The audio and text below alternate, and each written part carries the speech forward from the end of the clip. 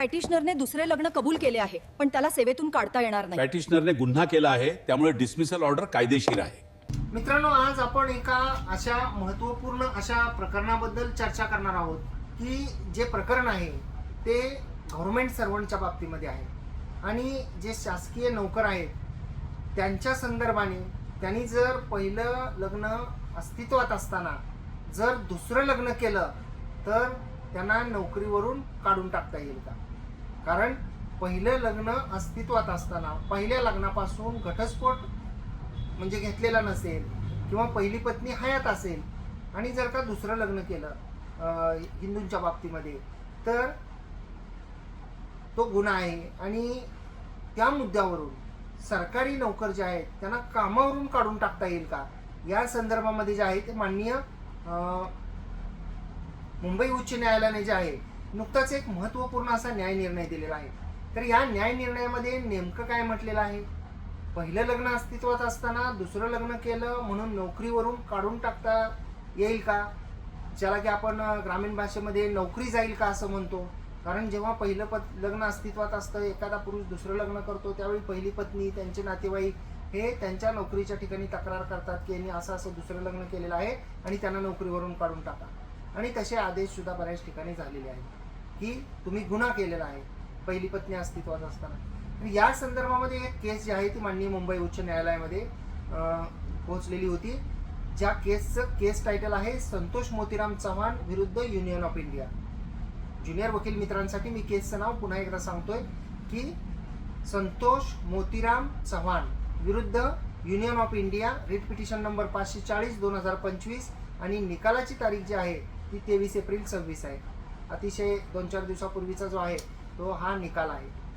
या निकालाचं union of India ही विरुद्ध पार्टी का होती, तर हे सुद्धा आपण जाणून घेतलं पाहिजे. कारण या केसमधील जे पिटिशनर होते ज्यांनी माननीय मुंबई उच्च न्यायालयामध्ये पिटिशन हे दाखल केलेलं होतं, तर ते होते रेल्वेमधील कर्मचारी आणि ते रेल्वे कर्मचारी होते आणि त्यांनी जे आहे ते 21 एप्रिल 2008ला त्यांचं जे आहे ते लग्न झालेलं होतं आणि त्यांच्यामध्ये आणि पहिल्या पत्नीमध्ये वाद सुरू झाले आणि वेगवेगळ्या केसेस एकमेकांवर दाखल केल्या आणि त्या केसेस चालू असताना म्हणजे घटस्फोट घेण्याच्या अगोदर ते जे पिटिशनर होते तर त्यांनी दुसरं लग्न केलं 2016मध्ये. 8 पासून त्यांचा वाद सुरू झाला पहिल्या पत्नीचा आणि 16मध्ये त्यांनी ह्या सर्व केसेस चालू असताना घटस्फोट न घेता जे आहे ते दुसरं लग्न केलं आणि ते रेल्वेमध्ये जे आहे ते नोकरीला होते.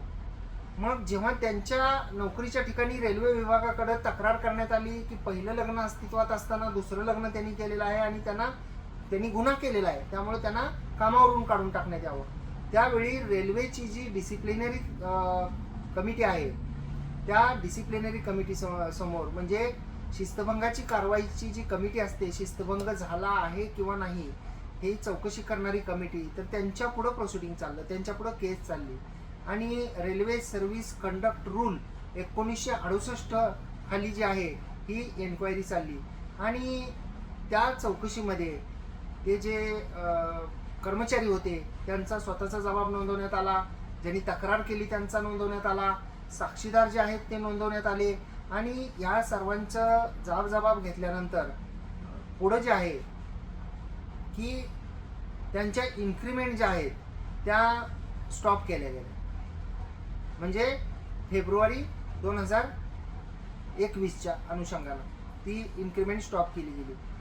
आता फक्त इन्क्रीमेंट स्टॉप केली गेली नाही, त्यानंतर जी रिव्हिजनल अथॉरिटी होती त्याच्यावरची RPF त्यांनी काय केलं म्हणजे प्रथम चौकशी अधिकारी जे होते त्यांनी त्यांची इन्क्रीमेंट स्टॉप केली की तुम्ही पहिलं लग्न अस्तित्वात असताना दुसरं लग्न केलेलं आहे, त्यामुळं इन्क्रीमेंट स्टॉप केली.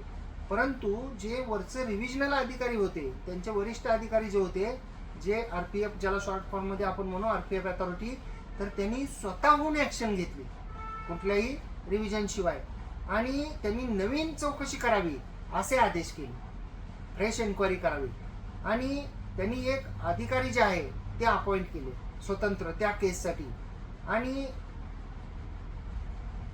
त्या इन्क्वायरीमध्ये ते जे स्पेशल अधिकारी होते त्यांनी रिव्हिजनल पॉवर वापरून त्यांच्या हे जे पिटिशनर चव्हाण होते तर त्यांना नोकरीमधून डिसमिस करण्यासंदर्भात आदेश केले की पहिलं लग्न अस्तित्वात आहे, ते असताना दुसरं लग्न केलेलं आहे, त्यामुळं गुन्हा झालेला आहे, पहिल्या पत्नीपासून डायव्होर्स घेतलेला नाही आहे, घटस्फोट घेतलेला नाही आणि तुम्ही गव्हर्नमेंट सर्वंट आहात, त्यामुळे त्यांनी त्यांना नोकरीवरूनच काढून टाकले. हे आदेश जो झाला तो मार्च 2025 मध्ये झाला आणि या आदेशाला जे आहे ते संबंधित पिटिशनर यांनी चॅलेंज केलेलं होतं. परंतु सेंट्रल ॲडमिनिस्ट्रेटिव्ह ट्रायब्युनलकडं जे त्या रिव्हिजनल अथॉरिटीचं वरिष्ठ कोर्ट आहे आणि त्या ट्रायब्युनल नंतर जे आहे ते माननीय उच्च न्यायालयामध्ये हे प्रकरण गेलेलं होतं. आता जेव्हा हे प्रकरण माननीय उच्च न्यायालयामध्ये गेलं त्यावेळी माननीय मुंबई उच्च न्यायालयाने त्याच्यामध्ये जे आहे ते असं म्हटलेलं आहे की he should not have entered into a relationship with a person with whom he has got married by performing Hindu rites when his earlier marriage was still subsisting, be that as it may be. On one hand he stand a serious risk for paying maintenance to the first wife as and when as order is passed by the court. On the other hand he has to feed himself and the woman whom he calls his wife. The second marriage in Hindu religion is impermissible. By the order of the dismissal from service, he has lost his source of income and is virtually starving with the second wife, whom he was. असा युक्तिवाद मांडला गेला माननीय मुंबई उच्च न्यायालयामध्ये त्या petitioner तर्फे.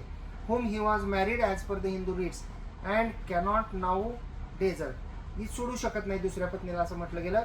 So also when such an act is committed by him, it cannot be termed as such a grave and serious act which can be termed as an act depriving to meet with an order of dismissal.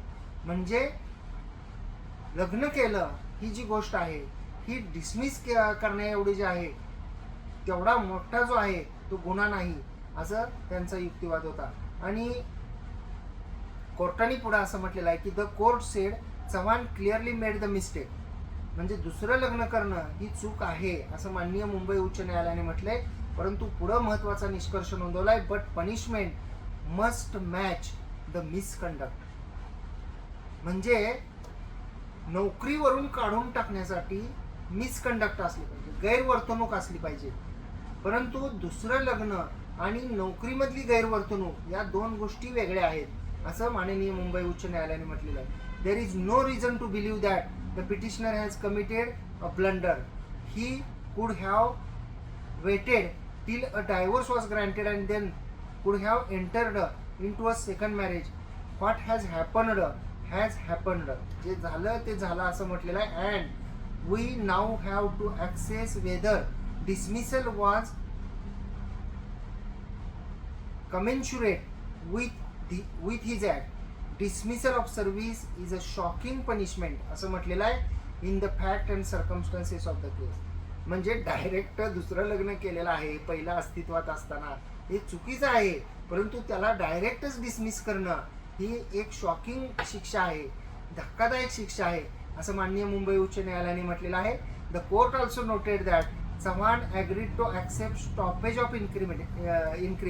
जे increment stop केली ते accept करायला ते तयार होते for at least 3 years and did not ask for back wages from the date of dismissal. म्हणजे जे dismiss केलं तिथले बॅक वेजेस मागणार नाही असं त्यांनी म्हटलेलं होतं. 3 वर्ष इन्क्रीमेंट स्टॉप केली तेही मान्य आहे असं म्हटलेलं होतं. We are of the view that this court be compensate punishment because if he is dismissed from service he would be in grave difficulty in view of maintaining his first wife and supporting himself and his second wife. जर dismiss केलं तर पहिल्या पत्नीला पोटगी देता येणार नाही, स्वतःची उपजीविका करता येणार नाही आणि दुसऱ्याही पत्नीला जे आहे ते सांभाळता येणार नाही असं म्हटलेलं आहे.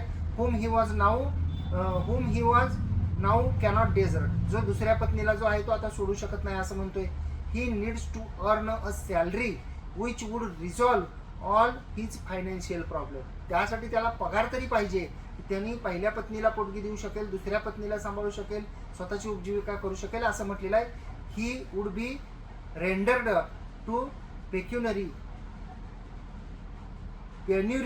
If removed from the service असं म्हटलेलं आहे. The court also found fault with the second enquiry. जी दुसऱ्यांदा एन्क्वायरी झाली होती त्याच्यामध्ये सुद्धा दोष आहेत असं म्हटलेलं आहे. It held that the earlier inquiry was already a full enquiry. आधीची झालेली होती इन्क्रीमेंट स्टॉप करण्याचा आदेश, तीच पूर्ण इन्क्वायरी होती. दो कॉल्ड प्रिलिमिनरी, द जज said the revision authority has no power to order a completely fresh inquiry and had misread the rules. Rules जे आहेत कायदे ते चुकीच्या पद्धतीने वाचले गेलेले आहेत आणि आधीची जी इन्क्वायरी आहे ती पूर्ण झालेली असताना पुन्हा नवीन इन्क्वायरी करता येणार नाही असं म्हटलेलं आहे. आणि यासोबतच माननीय मुंबई उच्च न्यायालयाने रिइन्सिस्टमेंटची ऑर्डर करण्याचे आदेश दिलेले आहेत, म्हणजे पुन्हा त्यांना कामावर घेण्यात यावं असं म्हटलेलं आहे. आणि केसचं नाव मी पुन्हा एकदा आपल्या ज्युनियर वकील मित्रांसाठी रिपीट करतोय की संतोष मोतीराम चव्हाण विरुद्ध युनियन ऑफ इंडिया. आणि निकालाची तारीख 23 एप्रिल 2026. Writ petition number 540/2025. म्हणजे या निकालामधून आपल्या एक गोष्ट लक्षात आलेली असेल की एखादा गव्हर्नमेंट सर्वंट आहे आणि त्यांनी पहिली पत्नीसोबत घटस्फोट झालेला नसताना, पहिली पत्नी हयात असताना जर का दुसरं लग्न केलं तर त्यांना डायरेक्ट कामावरून काढून टाकण्याच्या संदर्भामध्ये आदेश करता येणार नाही आणि डायरेक्ट त्यांना डिसमिस करता येणार नाही असं माननीय मुंबई उच्च न्यायालयाने म्हटलेलं आहे. जर आपल्याला ही माहिती आवडली असल्यास या माहितीला एक लाईक करा, व्हिडिओला शेअर करा. कोर्ट कचेरी यूट्यूब चॅनलला आपण सबस्क्राईब केलेलं नसेल तर सबस्क्राईब जरूर करा. बाजूचे बेल आयकॉनचं बटन दाबा म्हणजे व्हिडिओचे नोटिफिकेशन आपल्यापर्यंत पोहोचतील. आणि आपण जर हा व्हिडिओ फेसबुक इंस्टाग्रामवर पाहत असाल तर त्या ठिकाणी फॉलो केलेलं नसेल तर फॉलो जरूर करा. त्या ठिकाणी सुद्धा लाईक आणि शेअर करा. आणि ज्यांना ही माहिती आवश्यक आहे, की ज्यांना डायरेक्ट डिसमिस केलं गेलेलं आहे, ज्यांच्या एन्क्वायऱ्या चालू आहेत, त्यांच्यासाठी हा निकाल महत्त्वाचा आहे. आपल्या जे सर्व्हिस करणारे लोक आहेत त्यांनी आपापले जे ग्रुप आहेत या आपल्या व्हॉट्सअपच्या किंवा इतर सोशल मीडियाच्या प्लॅटफॉर्मवर सुद्धा या व्हिडिओला जास्तीत जास्त शेअर करा. म्हणजे हा जो महत्त्वपूर्ण निकाल आहे माननीय मुंबई उच्च न्यायालयाचा हा सर्वांपर्यंत पोहोचेल. धन्यवाद. याचिकाकर्त्याने दुसरे लग्न मान्य केले आहे, परंतु त्याला सेवेतून बडतर्फ केलं जाऊ शकत नाही. याचिकाकर्त्याने गुन्हा केला आहे, बडतर्फीचा आदेश कायदेशीर आहे. न्यायालयाने याचिका मंजूर केली आहे. रेल्वे सेवेतून काढण्याचा आदेश बेकायदेशीर ठरवला असून याचिकाकर्त्याला सेवेत पुन्हा रुजू करून घेण्याचे निर्देश दिले आहेत.